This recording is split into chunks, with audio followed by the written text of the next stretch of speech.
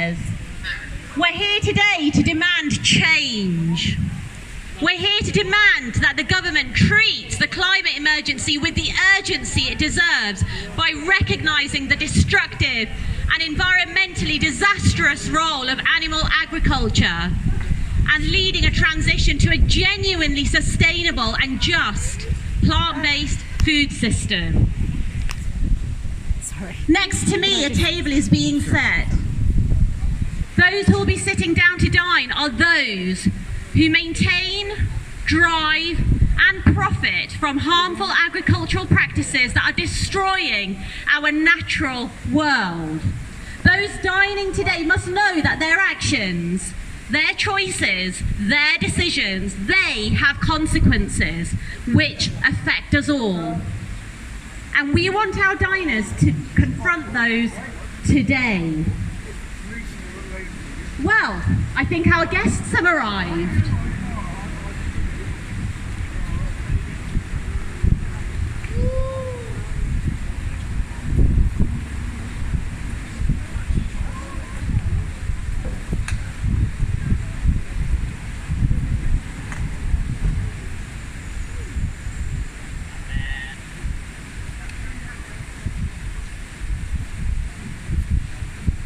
Dining with us today are the animal agricultural industry and the government.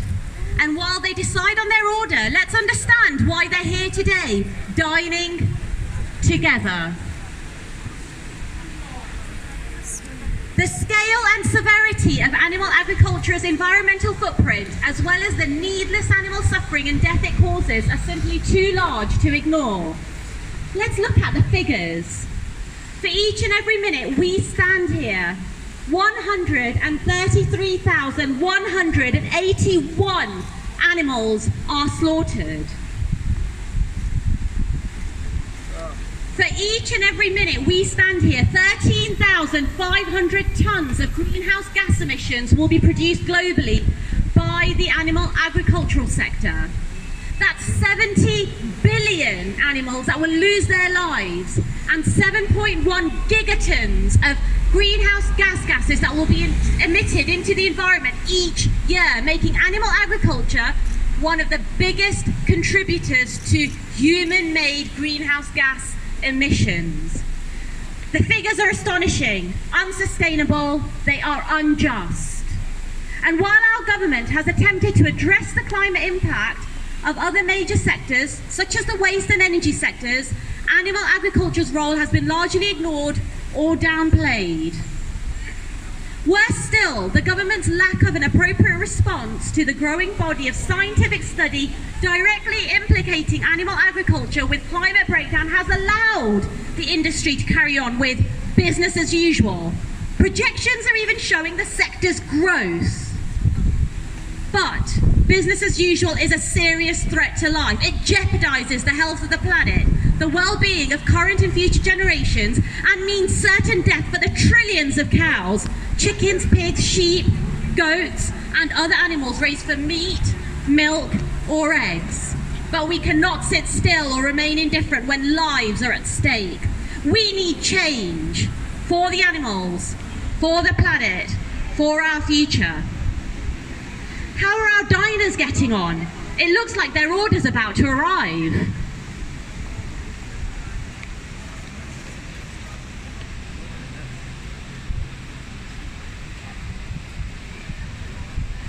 What are they dining on? They've chosen to dine out yet again on our natural world. They've chosen destruction over the health and well-being of the planet and the beings of all species for whom it is a home. Look at them greedily eyeing their serving. But let's take a closer look at what each and every bite really entails. We've already mentioned the staggering greenhouse gas contribution of animal agriculture. But have you seen the heartbreaking news coming out of the Amazon in recent weeks? The world's lungs are on fire, deliberately set ablaze by cattle ranchers, emboldened by Brazilian President Bolsonaro's support for clearing the rainforest. Indigenous peoples are running from their homes. Animals are fleeing for their lives. Deforestation of the rainforest to make room for cattle pastures agriculture goes back decades, and since the 1970s, over 90% of the cleared land in the Amazon region has been converted to cattle ranching.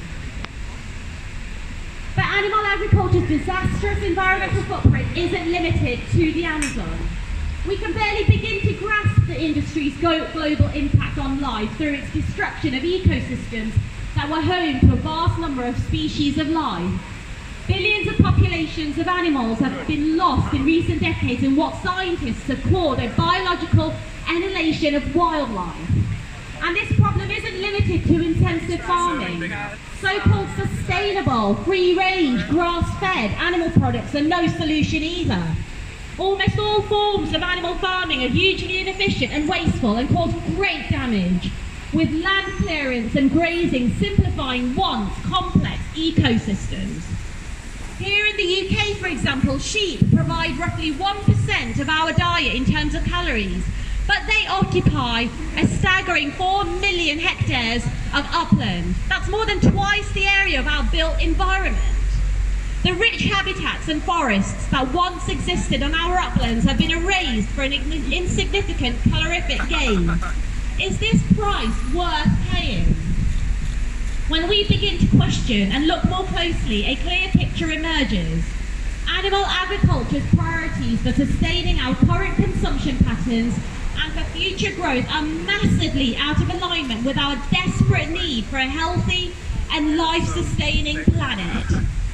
And what about the UK government? We might think that the fires engulfing the Amazon right now are too removed from us here in the UK, but recall that our previous Secretary of State for Defra, Michael Gove, he threatened for each and every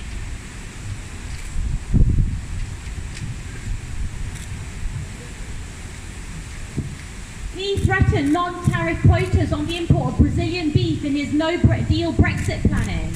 This would mean a huge quantity of Brazilian beef entering into the UK. Meat from animals raised on illegal pasture in the Amazon has already made its way into the tinned meat that we find in most of our major British supermarkets. In a global economy, we are all connected, and the government can very easily implicate us further. It's also been uncovered that from 2016 to 2017, intensive farms in the UK received nearly £70 million.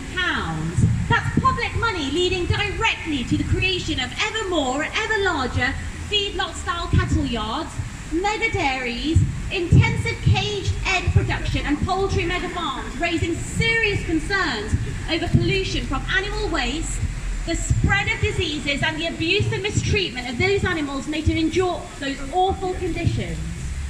Rather than subsidising these industries, we should be holding them to account for the damage and harm that they cause. To quote Sue Heyman, the Shadow Secretary of State for this very department, these subsidy payments are not the way to build a thriving and sustainable food sector. So isn't it time our diners face the consequences of their choices? Isn't it about time that they repaid their debt to the world?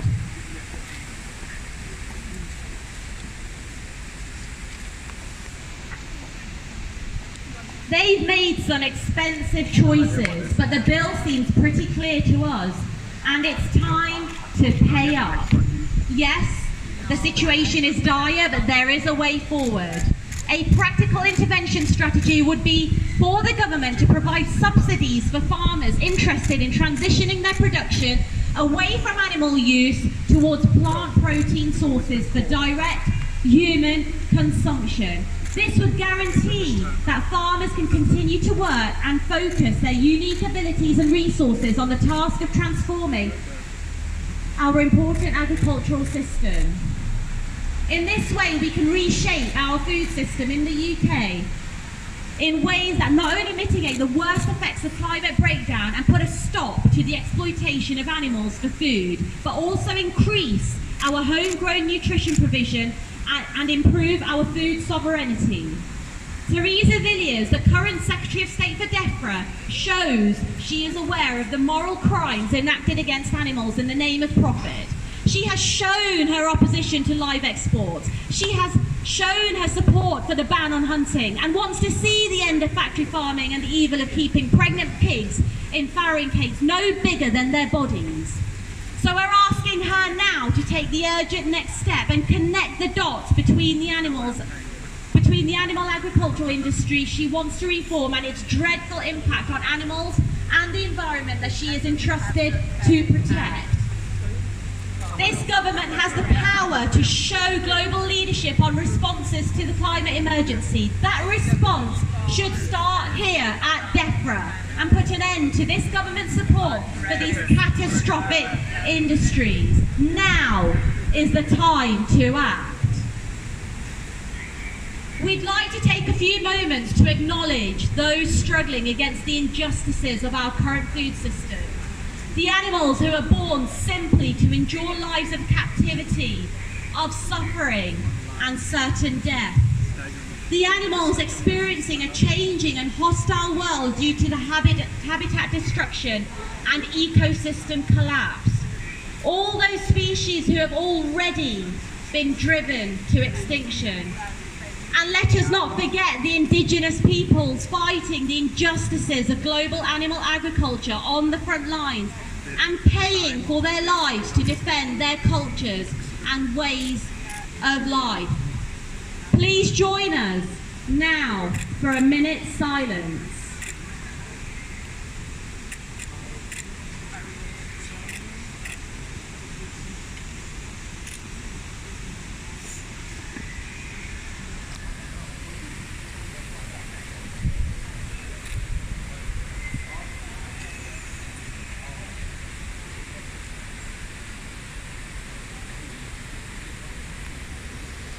Thank you.